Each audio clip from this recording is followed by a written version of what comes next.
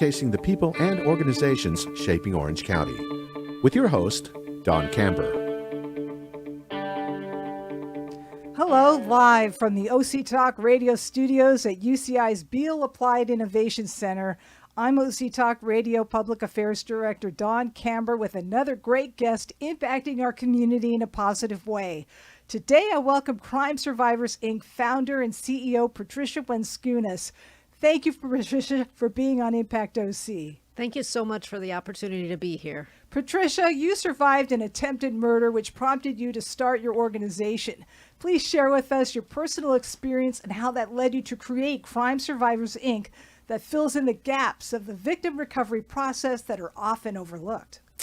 Yeah, so on April 4th of 2002, my personal trainer came into my house, drugged me, wrapped my face and head in saran wrap, beat me black and blue, screaming that he was going to kill me and my son.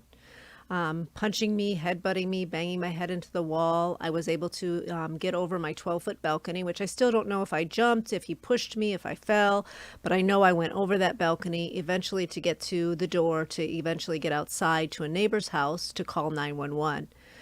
Long story short, he was charged with deliberate premeditated attempted murder, burglary in the first degree, assault with a deadly weapon, and criminal threats. And through our legal system, he served approximately 120 days. And no matter how many times I can repeat myself over and over again, back then I couldn't understand how he could only serve 120 days. I thought the system was flawed and messed up. Although in 2021, I feel that it's worse now than ever before. But, you know, I made a promise to God on April 4th of 2002, with each and every next breath I would live for community above self. And I'd like to think that I've kept that promise 19 years later. In 2003, I started Crime Survivors to be able to provide support and guidance to all victims of violent crime and their families as well, to whether they're a family of murder, a survivor of attempted murder, rape, domestic violence, sexual assault, child abuse, elder abuse, or human trafficking victims. And what we started back then with a great team, a great board of directors and volunteers and donors that have truly stepped up to the plate, especially even law enforcement, to really collaborate and partner with law enforcement to provide whatever support victims and survivors need in our community. Because as I say, I was a victim of a crime, but I'm not a victim. I'm a survivor, I'm a thriver, I'm a mother, I'm a grandmother. And I think sometimes I say I went from being a mouse to a bear to now I'm a grizzly, and I still haven't found my middle ground yet. All these years later, we now have the Crime Survivors Resource Center, of which we are really proud and happy to be able to partner with Orange County Global Hospital and KPC Mental Health, KPC Health, to be able to provide our resource center to us to help more victims. And what we started in the city of Irvine, we're now a Southern California organization, which I'm so proud of. Talk about the services the center provides. Yeah, so to those families, we don't like to stay within a book of sorts. We like to provide whatever they need. So we provide 100 children every month with diapers and baby wipes. We provide counseling and therapy resources for victims, case management, wraparound services. Of course, with COVID, it's been very challenging and difficult to provide that service at the resource center, but we were able to go virtual on a lot of our programs, whether it's a support group, whether it's art for healing classes that we've provided. We just were able to do another self-defense and safety class in partnership with Get Safe, which we're really proud of that relationship, because right now, especially, victims need to know how to keep themselves safe and protected, especially after trauma and victimization. They can be triggered and they need those resources, of course. So whatever a victim needs, I always say also, there are no two victims alike. Every victim is different, whether it's two domestic violence victims, two families of murder. They all want something. They all need something different. And we're there to be able to listen, to hear them. We're also there to be a voice for the voiceless. So I always say there's 4 large components and true components within our organization. And that's awareness. We get out to the community to let people know that crime happens everywhere, so be aware. Prevention, how do you prevent crime from happening within your community? We're there to educate individuals and community members as well as survivors. And advocacy, how do we advocate on behalf of victims to be a voice for the voiceless, to make sure that whether it's in Sacramento or Washington or locally here in Orange County, that victims really are able to be advocates for themselves as well. So we advocate, we're that voice for them. And then the fourth and major component, I think, within our organization is really healing. That's, I think, what's most important to me is how do you go from trauma and being triggered, whether it's the first 24 hours or 16 years down the road, how do you cope? How do you deal? How do you survive and thrive? We want to make sure that we're there for victims, whether it's the first 24 hours or, like I said, 16 years down the road, and maybe they're triggered and they just need some place to go to get that help and support. So we're there to be there, a support for them. What about your healing? Yeah, I feel like I am healed, but I'm always going to have a moment for the rest of my life. Myself, as well as other victims, I tell them, every time I have to deal with saran wrap, I'm triggered. Every time I have to go past a 24-hour fitness, I'm triggered.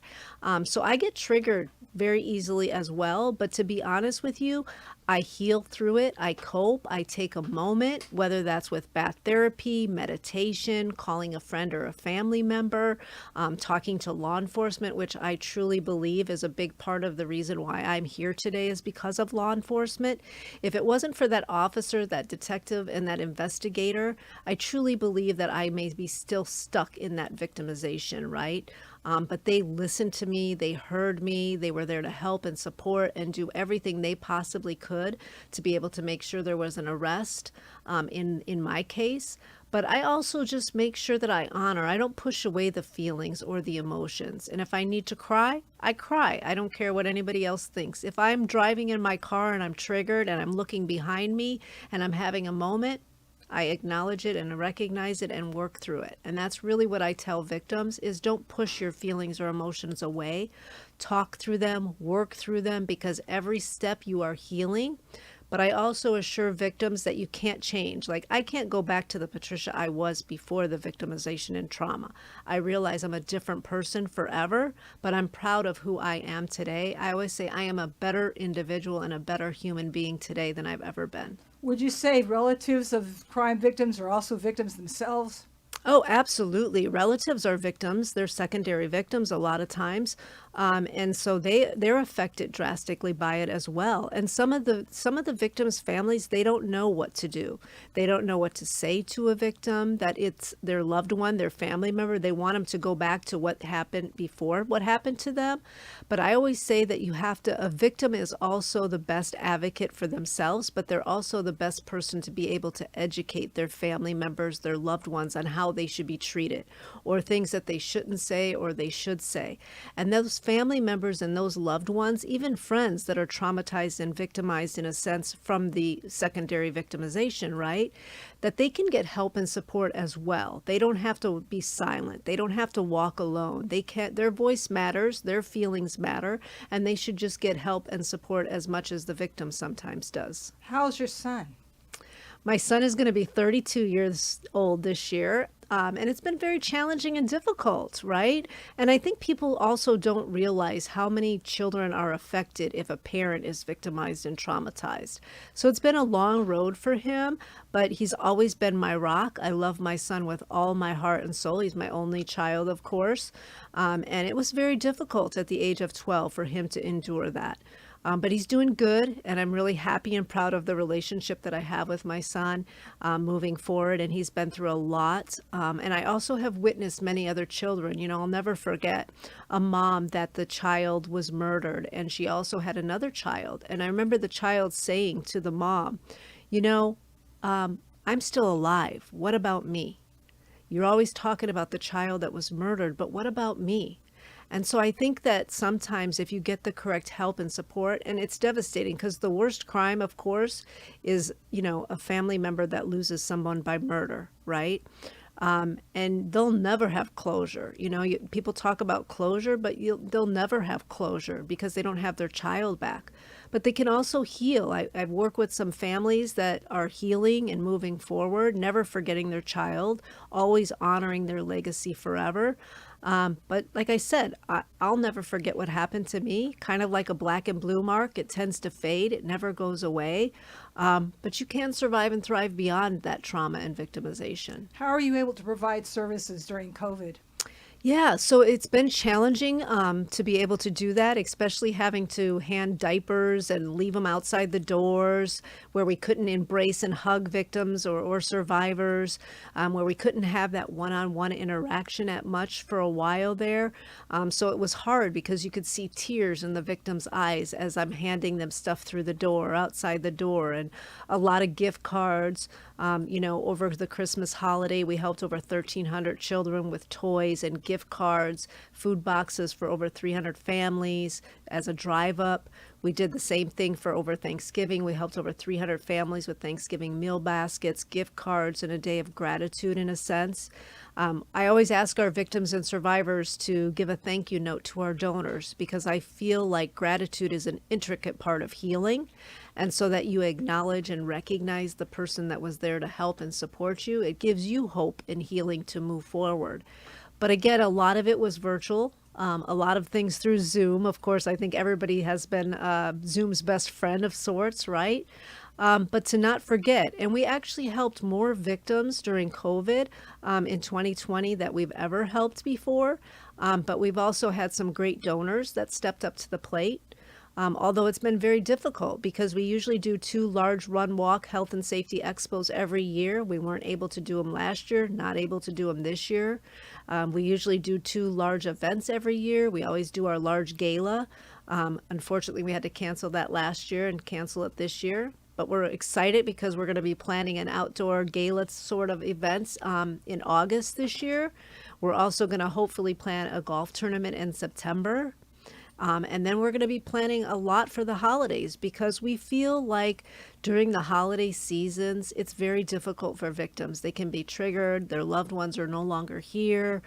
They don't want to celebrate or be around other family members because maybe they don't want to talk about the crime. We were able to help over 100 individuals, survivors for Easter. This past Easter, we were able to take them to Boomers in Irvine and get them out of the house. Of course, they wore their masks and abided by all county and state laws and rules for COVID. But it was really nice to see smiles because keep in mind, most victims, they're full of tears and emotions. And when you can see a smile, and especially in a child that has been molested or a rape victim and sexual assaulted, to see their frowns and their tears turns to smiles, it's really rewarding, and it makes our job so much more rewardable, I guess, in gratitude for us to be able to witness that. Who's involved with your organization that helps victims? Yeah, so we have a great board of directors. We have 6 board of directors right now, and then we actually have over 84 Crime Survivors Council members, everything from the sheriff to district attorney, from Los Angeles to Orange County to people in Ventura County and Riverside and San Diego. We have community members, business owners. We also have congressmen, senators, assembly members on our Crime Survivors Council. We also have an advisory member. We typically have over 100 volunteers that help with our programming, our events. And so we're really, really grateful for all of those people that step up to the plate. Also, 93% of every dollar that comes into Crime Survivors goes right back out to the community. So we always want our donors to know that their dollars are spent and stretched to the furthest that they possibly can as well. What do you anticipate happening as COVID winds down? I feel statistically the numbers have been down for victimization and trauma during COVID, because keep in mind, especially kids were stuck at home, and the number one reporter are the teachers. So they were not seeing the students, they weren't seeing the kids in order to report. Same thing with domestic violence victims. They were given a choice. You either basically you're punched in the face and you go to the hospital and report, and then you're going to die from COVID. So instead, a lot of individuals were not reporting. And I feel statistically, once all of this starts opening up even more than it is today, I think the numbers are going to go way up for child abuse. I've also witnessed many individuals that are not reporting. I have 3 rape victims right now that won't go to law enforcement. Not that they don't get the support from law enforcement, because they do, but it's because they're seeing what's happening within our criminal justice system, or as I call it, our legal system, because victims are not getting the support they need, even though they are through organizations like ours, through victim assistance programs, through some district attorneys' offices. Unfortunately, the criminal justice system is more in favor of the offenders and rehabilitation and not so much the victims. And so that's why we have to continue to be a voice for the voiceless for victims. We have to make sure that some of these laws that were voted in, like AB 109 and Prop 47 and Prop 57, hopefully we can get them reversed, because you have to be able to have accountability for these crimes. And victims and crime survivors, they want their offenders and criminals held accountable so that they don't go on and re-victimize somebody else. How do we treat crime victims? If we have a friend who's been a victim of a crime, how do we approach that person? Yeah, everybody is different, to be honest, but what I would really say is just to be there and listen to them. Support them. Sometimes it's just a tissue. Sometimes it's sitting at the computer and being able to find a referral, whether it's for the Crime Survivors Resource Center, locally here in Orange County, Waymakers, the Victim Assistance Program. Other counties, every county has a victim assistance program, maybe finding that referral. If it's a domestic violence shelter, looking up some shelters with them, maybe going for a walk, giving them tools on meditation 4-7-8 breathing, maybe taking a yoga class with them, maybe going shopping. And sometimes it's not saying anything, it's just sitting with them and being with them and letting them know that you believe them, that you care about them, and that you're there to help and support them without judgment, without shame, without blame, or without guilt. What does healing look like for a crime victim? Yeah, I think healing looks different for every crime victim. It really depends. There are some victims that are victimized and then they move on with their life and they don't need any help or support. Some of them, it's been 16 years and they still can't get out of bed. So healing could be different. Healing could be something to where they're getting counseling and therapy and they're able to really work through those feelings of emotions, traumas, triggers. Some people go get EMDR therapy, which is incredible service. Some people, like I said, they go to the beach once a week, once a month, and they're just to be there in that moment, right? Some people go shopping. Some people spend time with family and friends. So healing is really an individual thing on what it is, what's the best for them, I think. What about you in terms of healing? Mm-hmm. Are you triggered when you hear about attempted murders and other kinds of crimes? Oh, it depends. I mean, I'm not going to deny it. I get triggered a lot. Like I said earlier, I get triggered by saran wrap. I get triggered at sometimes when I always laugh and say I've gained weight. You know, I went to the gym to lose weight and to get into better shape, right? And to beat my eating disorder that I've been dealing with my whole life. And I haven't been able to do that in a sense. And so I definitely get triggered, but I also feel that I am healed to the certain degree that I will never be healed 100%. And I acknowledge and recognize that, but I have enough of healing to know that I'm not a victim. I'm a survivor and a thriver, a warrior, a great leader, and I think that's different for everybody. So I'm proud of where I am today, but when I see what's happening within our criminal justice, our legal system, it's devastating. You know, when DNA comes across where a crime was seen in law enforcement, sometimes I get just instantly triggered thinking, oh my God, did that guy go and kill somebody else? Or, you know, did something else happen? But I don't let myself deny the feelings and the emotions. And I think to me, that is part of healing. Well, you're responsible for this organization for growing. Do you anticipate it growing even more? You know, I would love to expand and I would love for it to grow even more. Of course, it takes funding. It takes donations to be able to achieve that as a nonprofit organization. But to see where it has started and where it's gone, I am extremely proud of what has happened within this organization. But I can't take all the credit. First and foremost, with faith, there is hope. So I think God has really blessed me to be able to do what I do day in and day out. But it's a team of everybody that we have, from volunteers to donors to board to staff. And so everybody that has part in this organization deserves the credit. Thank you, Crime Survivors, Inc. founder and CEO Patricia Wenskunas, for being on Impact OC. And I thank everyone for tuning in. I'm OC Talk Radio Public Affairs Director Dawn Camber. Have an impactful day.